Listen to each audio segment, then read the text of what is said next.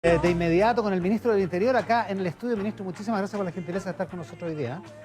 No, gracias a ustedes por la invitación. Un día, como tú decías, marcado por el Día del Amor y la Amistad, así que también vaya para toda la gente que nos está ahí viendo en la casa también un saludo afectuoso, al menos de amistad.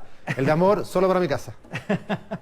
Me parece muy bien. Bueno, en mi caso es lo mismo. En mi caso es lo mismo. Bueno, ahí cada uno sabe dónde manda su mensaje. A mi maravillosa mujer, madre de mis 3 hijos, además. Oiga, ya que pasamos este momento romántico juntos, vamos a lo nuestro. Lo del viernes debe ser uno de los hechos en materia de orden público. Me estoy refiriendo, por supuesto, a la quema del furgón de Carabineros en Bellavista, de los más salientes y simbólicos en un cierto sentido. ¿Qué es lo que está pasando en el orden público? ¿Qué pasa en ese sector de la ciudad y en otros sectores de Chile donde parece haber un cierto descontrol, ministro? Bueno, a ver, efectivamente y lamentablemente los días viernes hay un sector de nuestra sociedad, puntualmente las personas que van, ¿cierto? Que estamos hablando de 500 personas, 600 personas, que pasaba hasta Navidad, más o menos. Después tuvo una baja, obviamente, relacionada con el verano, pero que son personas que validan esa forma justamente de resolver sus conflictos. La gran mayoría de las personas, Iván, la gran mayoría de las personas que fue a manifestarse, por ejemplo, a la Alameda, ¿cierto?, durante el estallido social, la gran mayoría de las personas que se manifestó en distintos puntos de Chile con demandas sociales, muchas de ellas muy plausibles, muy justas, por cierto, han visto en la canalización democrática, plebiscito primero, ¿cierto?, y lo que va a ocurrir el 11 de abril, la salida justamente a un conflicto. Pero hay otros pocos que siguen viendo la salida a los conflictos sociales y democráticos, entre comillas para ellos, ¿cierto?, a través de la violencia, de la quema, de la amenaza, del amedrentamiento, no solamente físico, sino también digital, u otras, ¿cierto?, formas que ellos muchas veces explican y que lamentablemente no tiene toda la condena transversal que quisiéramos. Ya, pero eso es, ministro, disculpe, pero eso es la explicación sociológica. Desde el punto de vista del orden público, ¿qué es lo que se puede hacer? Porque en la práctica lo que parece es que hay un desborde, que hay una situación que en particular ha recrudecido después de la muerte de Francisco Martínez en Panguipulli. Bueno, lo dijimos durante el mes de noviembre y diciembre, que por lo menos fue en el periodo que estuve como ministro, ¿cierto?, esos 2 últimos meses del año. Y todos los sábados hacíamos, después de los viernes, justamente un recuento. Y dijimos que efectivamente había nuevas estrategias, había nuevas técnicas. Por ejemplo, la cantidad de detenidos, Iván, si tú ves con respecto, ¿cierto?, al último año, calendario de los días viernes, subió drásticamente desde justamente el último trimestre del año pasado. ¿Y por qué? Porque hay una estrategia distinta de parte de Carabineros, hay un aseguramiento de evidencia, que justamente lo que permite que las personas que sean detenidas puedan pasar a control de detención y que las evidencias sean muy contundentes. Por ejemplo, ese aseguramiento de evidencia nos permitió poder detener justamente el día viernes a quien lanzó la molotov al carro policial. Esa persona, ¿cierto?, en conjunto con otras más de 40 fueron detenidas, pero hay 3 personas que fueron justamente querelladas incluso por el lanzamiento de bomba molotov. En el caso de la persona que lo lanzó, además tiene 2 querellas adicionales porque es de máxima gravedad. Entonces, claro, comienza esta manifestación muchas veces, ¿cierto?, en lugares de la Alameda. Esta manifestación también, para que la gente entienda, comienza en el sector de Plaza Italia, Plaza Baquedano, y se corre hacia Penono, como ha ocurrido siempre. Hay una táctica policial de evadir, ¿cierto?, justamente... Claro, que los va empujando, ¿no? Los va empujando. Y acuérdense que en diciembre se corrieron más hacia el eje Moneda, ¿cierto? Claro, exacto, bueno, más cerca de la Moneda, por la Alameda. Sí. Y la estrategia policial, porque tú me preguntas por una estrategia más concreta, tiene que ver con disuadir justamente a estas personas y llevarlas, ¿cierto?, hacia un sector que tradicionalmente fue más tranquilo, donde la gente ya se comienza a eso. Y ahí ocurrió, ¿cierto?, que también ellos cambiaron de estrategia, porque hubo un lanzamiento de Miguelitos, por ejemplo, que no había ocurrido, al menos en el último tiempo, y este carro policial, ¿cierto?, cae lamentablemente en estos Miguelitos, queda con poco apoyo de su red policial y es atacado de la forma que lo vimos en los videos. Ahora, 45 detenidos y obviamente tenemos que seguir trabajando en eso. Ahora, ¿cómo evitamos que las personas se puedan juntar, Iván? Es imposible. Porque ¿Es imposible? No, porque las personas pueden empezar a juntarse en lo que es una manifestación pacífica. Pero lo que ocurre después, cuando ya Carabineros hace una estrategia para poder disolverlo, es que aparecen grupos que están organizados, que tienen hoy día ya elementos distintos. Vimos una persona que andaba con un chaleco, por ejemplo, de paramédico.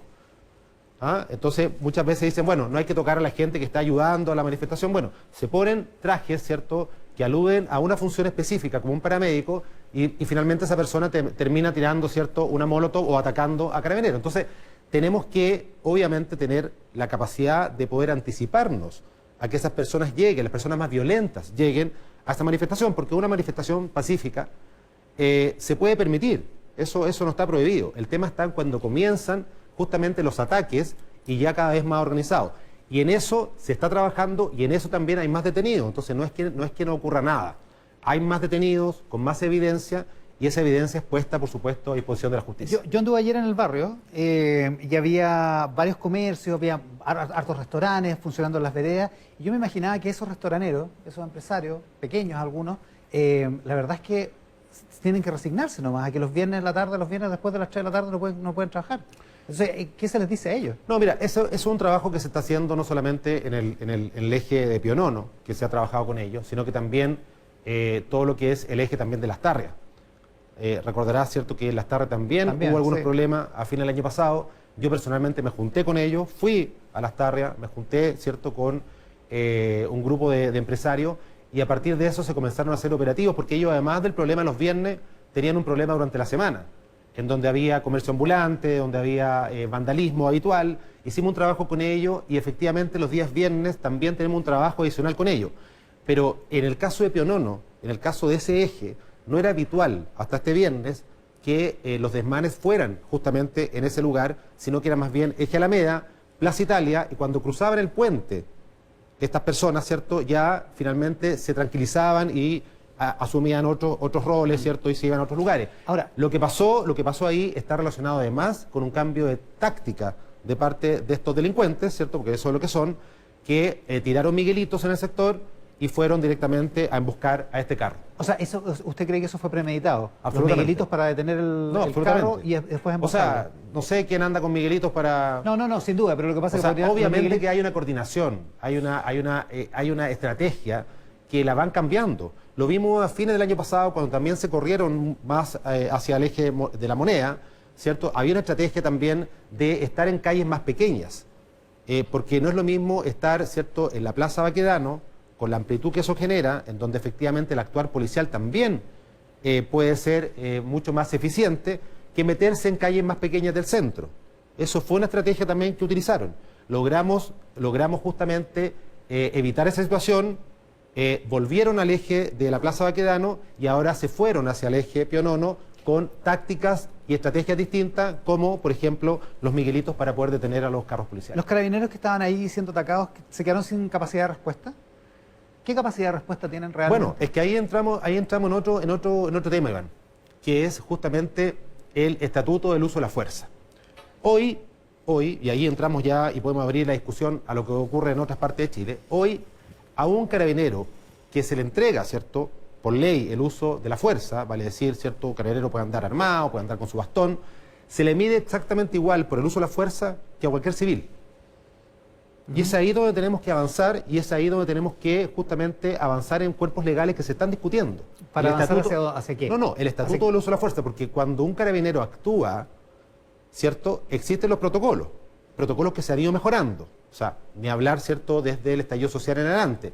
El uso, por ejemplo, de la escopeta antidisturbios, ¿cierto?, el uso de los gases. Sí. Todos esos protocolos se han ido mejorando. Particularmente pero cuando un carabinero público, es atacado arteramente, como es el caso, ¿cierto?, de este furgón y otros tantos casos, ahí no hay protocolo.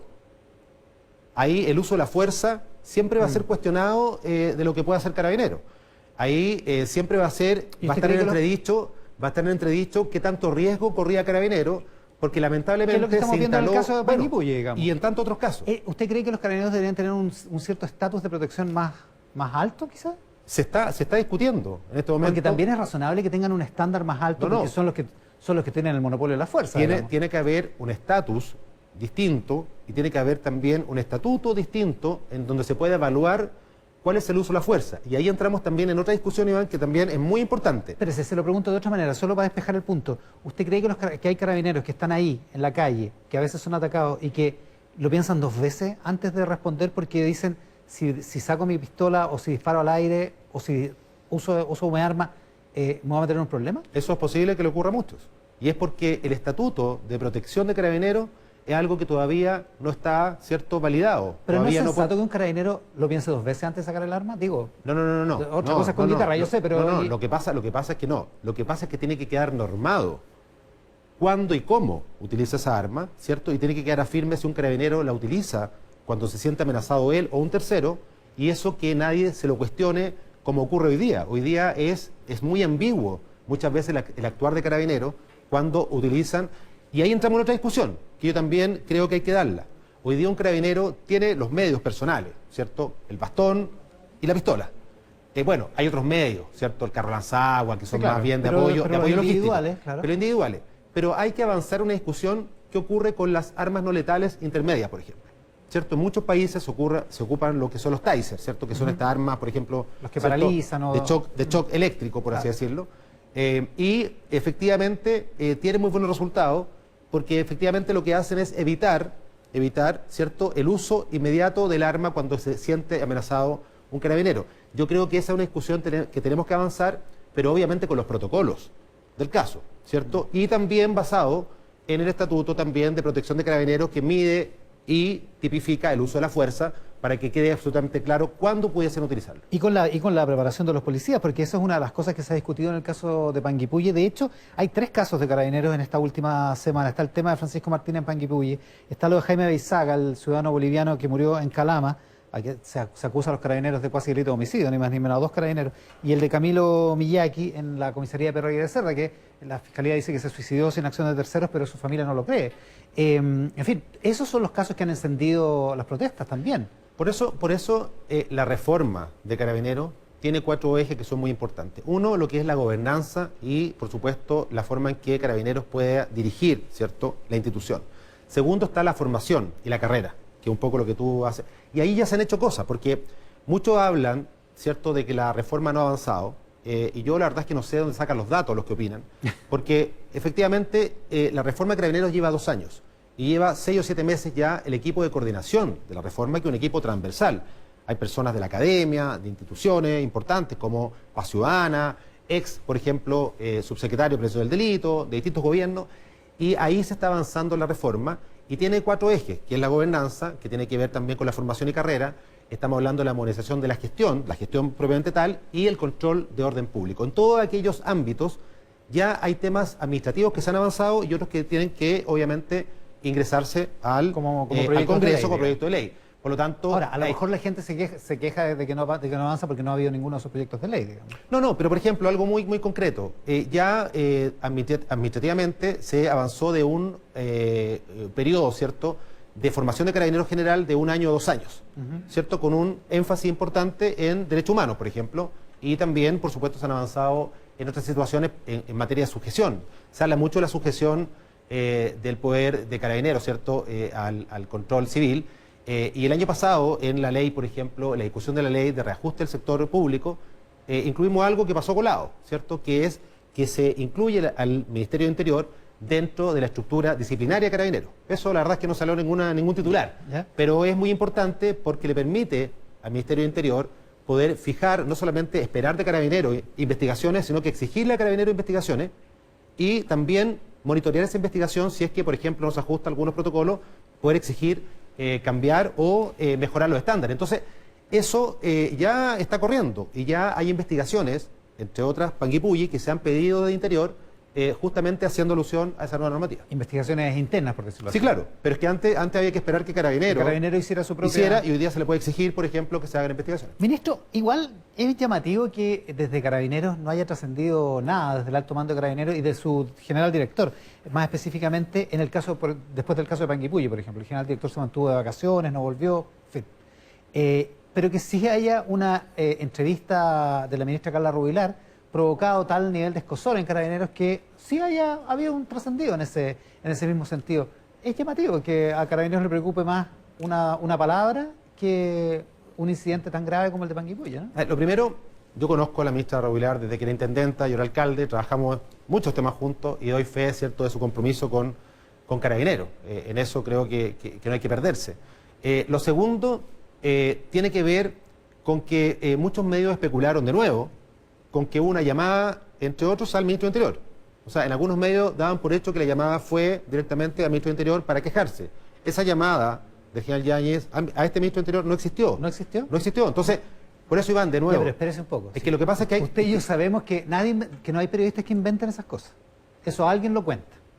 Alguien lo hace No, trascender. pero sí los periodistas tienen que chequear la fuente. Pero por supuesto. A mí cuando me preguntó una radio, yo dije que a mí no me habían llamado. Sin embargo, en algunos diarios apareció una llamada al Ministerio del Interior y otras llamadas al ministro. Ya. Bueno, pero también sabemos que a veces todos podemos cometer errores, incluso los periodistas. ¿Ah? Lo que le quiero decir es que... Nosotros más que ninguno, ministro, imagínese. pero a partir de eso, Iván, a partir de esa... Mira, como todas las cosas en la vida, cuando hay un mal diagnóstico, obviamente que se proyecta y se amplifican Ya, malos pero mire, resultados. Pero más allá de quiero los decirte... detalles, más allá de los detalles. No. Lo que hizo Carabineros fue hacer trascender. Pero es que es muy importante lo que te fue quiero hacer aclarar. trascender una molestia. Bueno, pero es muy importante, Dele, porque dele. no es lo mismo que haya un trascendido a que haya una llamada. Ok. ¿Ya? Porque a partir de la llamada, muchos opinólogos, opinólogas transversales, dicen, oye, pero bueno, el ministro está validando, ¿cierto?, la deliberación de Carabineros. Yo no recibo ninguna llamada. Lo que ocurre está, y lo que hablé con la ministra Rubilar, es que hace 2 años se está trabajando una reforma, y el concepto oficial es reforma. Eso ¿Ya? sí existió entonces. La aclaración para la ministra.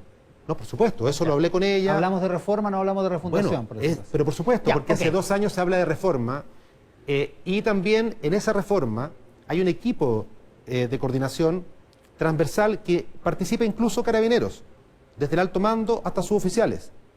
Y en ese equipo se están trabajando los temas de reforma, por lo tanto, cambiar el concepto en la mitad estratégicamente es equivocado. complejo, es Sí. complejo Se y entiende. entonces la molestia no es por la opinión en sí, sino que porque finalmente, bueno, estamos hablando de reforma, sigamos hablando de reforma y sigamos avanzando los ejes que te acabo de ¿La mencionar. molestia de quién? ¿Suya o de Carabineros? De las personas que participan, Ok, por supuesto, ya, en ya. esta reforma. Es que Sí, de- ese es el concepto. Ya, pero es la que reforma. devolvámonos un poco, solo un poquito hacia atrás. Cuando trasciende esto, si no trasciende del Ministerio del Interior, entonces trasciende de Carabineros. No es deliberante, no es deliberación, derechamente, el hecho de que Carabineros se moleste porque la ministra habla de refundación.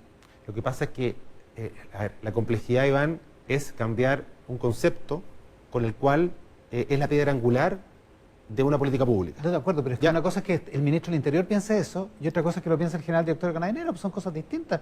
No corresponde que el general director de Carabineros piense Bueno, eso, ¿sí? bueno. O a lo mejor lo puede pensar, digamos, pero no que lo exprese. Bueno, está bien, pero entonces tenemos que parar la reforma, ¿cierto? Bajo ese y hacer un plebiscito para ver cuál... No, eso no se sigue. No, lo que digo es cuán legítimo es que Carabineros, independientemente evidentemente tiene que participar de una reforma a sí misma. Es Pero legítimo- cuán es legítimo es legítimo- que no. opine Pero- respecto de lo que hace Pero mira, de lo que hace es el poder legítimo, político, Iván, digamos. es legítimo por cuanto quien tiene que implementar lo que surja de ese equipo de coordinación son ellos.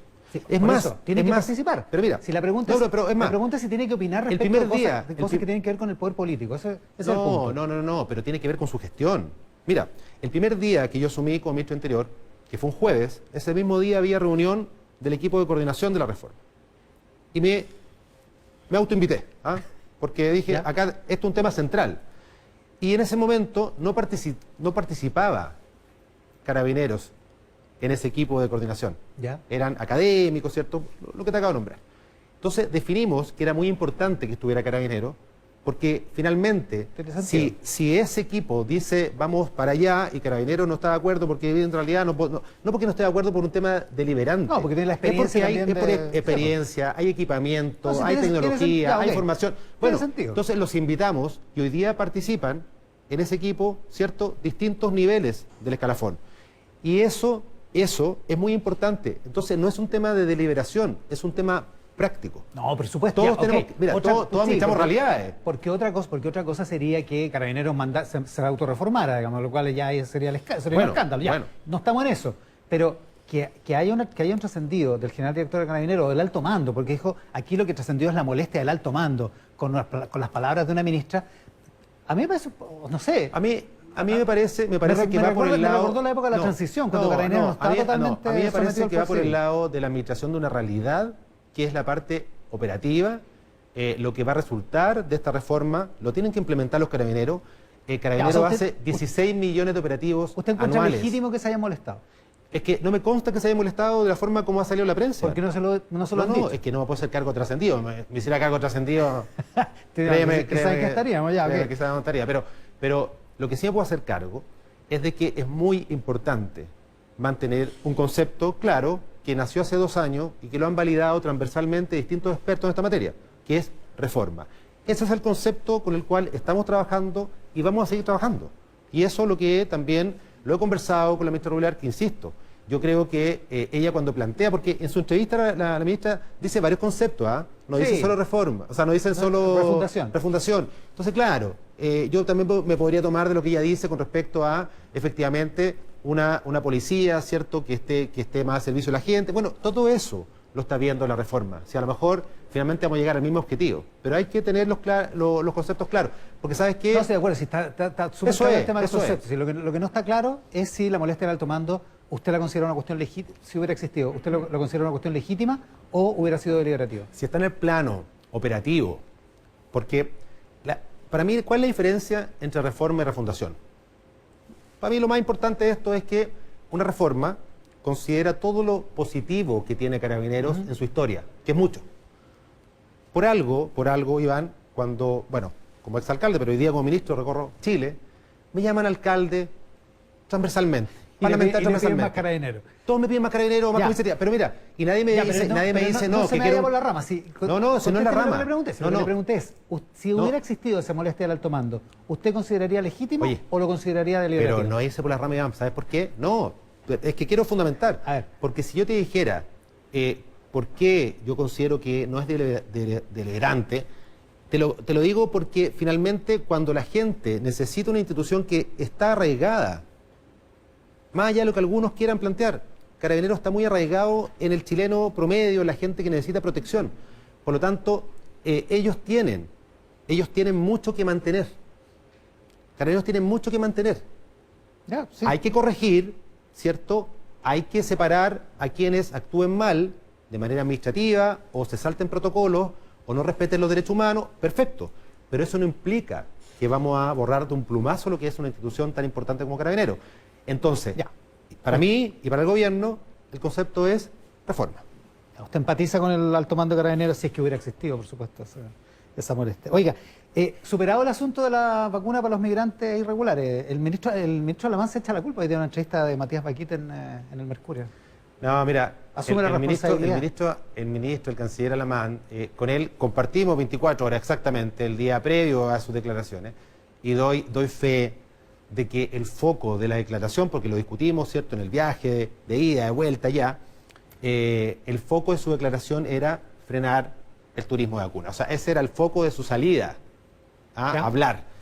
Lo que pasa está en que había una resolución que el ministro, ¿cierto?, la lee, y efectivamente, a mi juicio, la resolución debió haber incorporado ahí el decreto del 2016, que los migrantes irregulares pasaban a FONASA. No lo incluía. No es culpa del canciller eso, creo yo. El canciller hace una interpretación de lo que estaba leyendo, pero el foco de salir era no al turismo de vacuna, ¿cierto? Y bueno, empieza a explicar algo que le faltaba información y bueno, salimos a aclararlo después a las pocas horas todo y él mismo hoy día en su entrevista. A propósito, ¿por qué era tan importante para el turismo de vacuna? ¿Íbamos a tener una ola de gente llegando? Habíamos tenido antecedentes que en distintos países limítrofes, gente con mayor poder adquisitivo, no estamos hablando de la gente que sale caminando, ¿cierto?, cruzar. No, por eso mismo. Gente que tiene que venir en avión. Es gente con mayor poder adquisitivo, porque hoy día, pese a lo que muchos creen, la única frontera abierta es el aeropuerto de Santiago. Exacto. ¿Ya? Legalmente abierta. Y mucha gente estaba ya coordinándose, habían distintos reportajes. Pero mucha gente, ¿de cuánta gente estamos hablando? Pero esto para que sea un problema de este tipo. Pero esto iba creciendo, o sea, esto pudo haber llegado a ser un problema si no lo paramos, porque ¿sabes lo que pasa?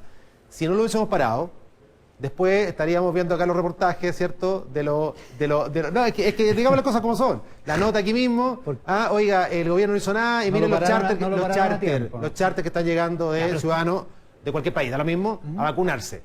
Y le estaría haciendo un seguimiento a esa persona, al aeropuerto, al CEFAM, y miren cómo lo pararon, el ministro, ¿por qué no lo paró? Entonces, yo creo que, mira, aquí al final las cosas hay que anticiparlas, hay que meditar la realidad. Ahora, efectivamente, esto cayó muy mal en algunos países que se estaban programando, pero yo creo que acá el sentido de la vacunación, la anticipación y la gestión de vacunas parte por casa, obviamente, y si el día de mañana puede haber alguna opción de que turistas extranjeros hagan su venida a vacunarse, bueno, se verá en su momento. Oiga, usted lo mencionó, estuvo en Colchane. El alcalde de Colchane dice que el plan Colchane que usted anunció es un refrito, básicamente, que son puras medidas que se habían anunciado, se venían anunciando como desde el 2010 en adelante y que la juntó, la amononó, le puso una cinta y la presentó. No, pero difícilmente el alcalde, a quien, por supuesto, yo tengo una gran admiración por todos los alcaldes de Chile.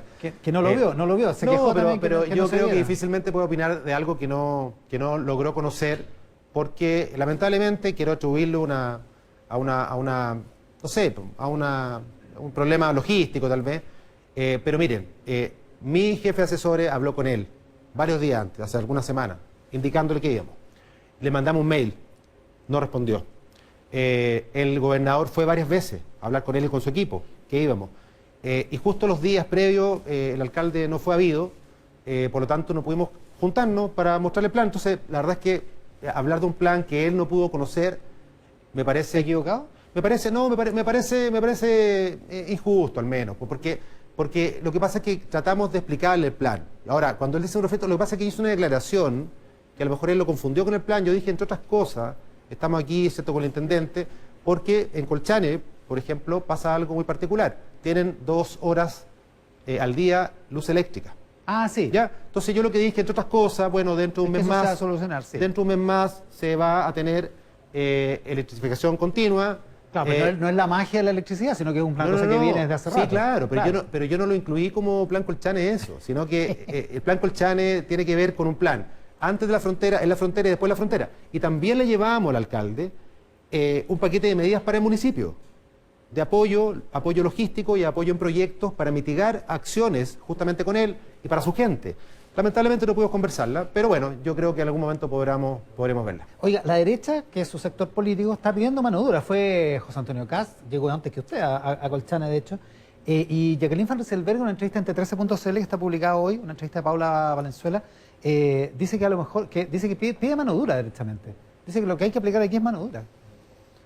A ver, lo que hay que aplicar acá es la ley. Y la ley a nosotros nos faculta poder tomar medidas con las personas que ingresan de manera ilegal a Chile. No son migrantes ilegales. Vale decir, yo hago la distinción ahí. ¿Ya? Las personas no son las ilegales, pero el paso es ilegal. ilegal, ¿cierto? O el paso no habilitado, o el paso, obviamente, por lugares que no corresponden. Pero también el decreto 265 nos permite a nosotros, a partir de algunas semanas atrás, reforzar justamente la coordinación entre el Ejército y las policías de la frontera y también hacer difusión, y por eso el canciller también está trabajando en ese respecto, con los países limítrofes para que esos países limítrofes también colaboren, ¿cierto? Pudiendo entregar información a las personas. Mira, paso un dato, más de la mitad de las personas, puntualmente los venezolanos, que están ingresando por pasos irregulares, vivieron o 6 meses o más en otro país. Otro país, puntualmente Bolivia, Perú, Colombia o Ecuador.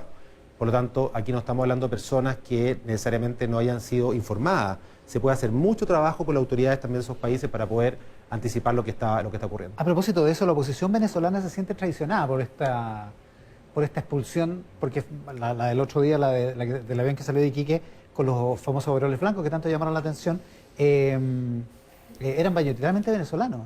Y la oposición venezolana dice, bueno, pues si Chile nos invitó, crearon una visa de responsabilidad democrática, después la visa de turista, en fin. Claro, pero yo nunca escuché al presidente Piñera invitar a que las personas pasen a Chile por pasos irregulares o no habilitados, o que sean ingresos ilegales.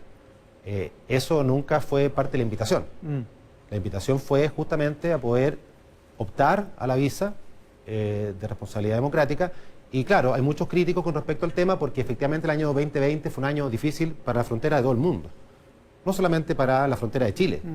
Y efectivamente la migración sufrió obviamente los embates de la pandemia, de cierre de fronteras, de menos cierto acceso a poder tener un viaje en avión o por tierra. Todas esas cosas afectaron y por supuesto los ingresos irregulares también aumentaron en distintas fronteras del mundo. Lo que pasa es que hay una posibilidad de que esos ingresos irregulares aumenten porque, aparte de porque las fronteras están cerradas, porque para los venezolanos la expectativa que se hizo no se cumplió. La visa de responsabilidad democrática se otorgó, entiendo que 1 de cada 4 que se pidió, y las visas de turista ahora prácticamente no se otorgan. Sí, pero Chile regularizó a cientos de miles de venezolanos. también lo hizo en su momento con ciudadanos haitianos. Hubo procesos de regulación. A mí muchos periodistas me preguntaban el día de la expulsión, oye, ¿por qué Colombia regulariza y ustedes expulsan? Bueno, yo le dije, comparemos peras con peras y manzana con manzana. Colombia también expulsa, y Bolivia también expulsa, y Perú también expulsa, y Canadá también expulsa. Entonces, no es que comparemos lo que hace Chile o Colombia, y Chile también regularizó. Tuvo proceso de regularización. Lo que pasa es que no toda la gente se hizo parte de ese proceso y quedaron algunas decenas de miles de personas sin esa opción. Entonces, claro, hay crítica al overol blanco. El overol blanco tiene que ver con un tema sanitario. En diciembre se hizo una expulsión de acá del grupo 10 de la FACH con overoles blancos. Yo como exalcalde ocupé muchas veces overol blanco. La gente que está en las ollas comunes ocupa overol blanco. ¿Usted no lo encuentra No, degradante, es que el overol digamos? blanco es una medida sanitaria. Entonces yo realmente leo críticas del overol blanco como si fuese algo ligado a un símbolo. Como denigratorio, digamos. No, el overol blanco tiene que ver con algo sanitario y obviamente en esos lugares, sobre todo, ¿cierto?, en Iquique, que están por estos días, ¿cierto?, en fase bastante restrictiva, las personas que salieron de los lugares donde estaban haciendo su cuarentena tienen que cumplir protocolos sanitarios. Entonces, Ministro, acá también muchas veces se trata de indicar, ¿cierto?, que un overol blanco es básicamente un signo de represión. Acá se hizo una expulsión con los protocolos que se hacen siempre, con lo mismo que se hizo en diciembre y con los mismos que van a seguir en adelante. Ministro, nos quedan 2 minutos. Le quiero preguntar 2 cosas de política y de legislación. Ya se está hablando de un tercer retiro de fondos previsionales. ¿Qué piensa? No, el gobierno en eso ha sido claro. Nosotros nos abrimos, ¿cierto?, al último proyecto, justamente para hacerlo por la vía institucional, por la vía legal, ¿cierto?, pero rechazando obviamente cualquier posibilidad de nuevo mecanismo que lo que busque finalmente sea modificar transitoriamente la Constitución para estos efectos. Y no solamente un tercer retiro, cualquier otro cuerpo legal que vaya por esa vía, por supuesto el gobierno lo va a desechar. O sea, no hay ninguna posibilidad Ninguna posibilidad de que sea por la vía constitucional o no hay ninguna posibilidad de que el gobierno tampoco... No. El gobierno lo dijo claramente. El proyecto que se presentó, que finalmente fue aprobado en el segundo 10%, va a ser el último, si no vamos a mirar, obviamente en el futuro, una reforma previsional como la que necesitan los millones de chilenos y chilenas que están quedando progresivamente sin fondos. O sea, por la vía legal, que es hasta donde se entiende la única constitucional, no hay ninguna posibilidad. El gobierno no va a ninguna presentar posibilidad. el proyecto. Oiga, y lo último, a propósito lo que hay que, Iván, es que aquí lo claro es lo siguiente: cada vez que avanza un retiro de 10%, son cientos de miles o millones de personas que van quedando sin fondos. Por lo tanto, finalmente quien va beneficiando este 10% son las personas de más alto ingreso. Lo que tenemos que mirar es una reforma previsional, ¿cierto?, que le dé tranquilidad a las personas que son justamente las más vulnerables y las de menos ingresos. Oiga, y aclárame una confusión. Yo entiendo que usted se juntó con la presidenta del Senado y con el presidente de la Cámara en enero. Yo estaba de vacaciones, pero entiendo que usted se juntó para coordinar el trabajo legislativo de aquí a enero y al mes de marzo. Pero entrevisté esta semana en Tele 13 Radio a la presidenta del Senado, Adriana Muñoz, le pregunté si iban a votar en la sala el TPP-11 y me dijo que mientras ella fuera presidenta del Senado, el TPP-11 no se iba a votar. Sí, la reunión con ella y con la Cámara de Diputados fue para poder agilizar la agenda de seguridad, ¿ya? En eso tuve una reunión con el presidente, Sebastián Piñera, con ellos, y después de eso formamos la Comisión Bicameral de Seguridad, que aprovecho de agradecer ahí a todos los diputados y senadores de Chile Vamos y de oposición, que hemos formado una bicameral de verdad que está trabajando incluso durante el verano, no paró. Está presidida por José Miguel Insulza y participan senadores y diputados de ambas comisiones de seguridad, y estamos enfocando justamente aquellos proyectos que tienen que ser prioridad para el reinicio del año legislativo. Así es que estamos trabajando de buena manera con ellos, y agradecer de verdad el tono con incluso la oposición, que han puesto sobre la mesa los proyectos más importantes para la legislatura. Ya, pero ¿qué encuentra que la presidenta del Senado no ponga en votación el TPP-11? Bueno, yo la verdad es que esperaría que, por supuesto, ella tenga que cumplir con su compromiso, y si tiene que ponerlo en tabla, o sea, yo creo que negar mientras ella sea presidenta, la verdad que me parece un poco no sé, arbitrario de su parte. Yo creo que ella tiene que siempre, como presidenta del Senado, ¿cierto?, un órgano tan importante, tiene que velar, ¿cierto?, por el correcto funcionamiento de esa institución y, por supuesto, dar garantía de que finalmente su opinión personal no afecte las decisiones colectivas. Ministro, muchas gracias por la gentileza de Gracias estar a hoy usted. día. Buenos días.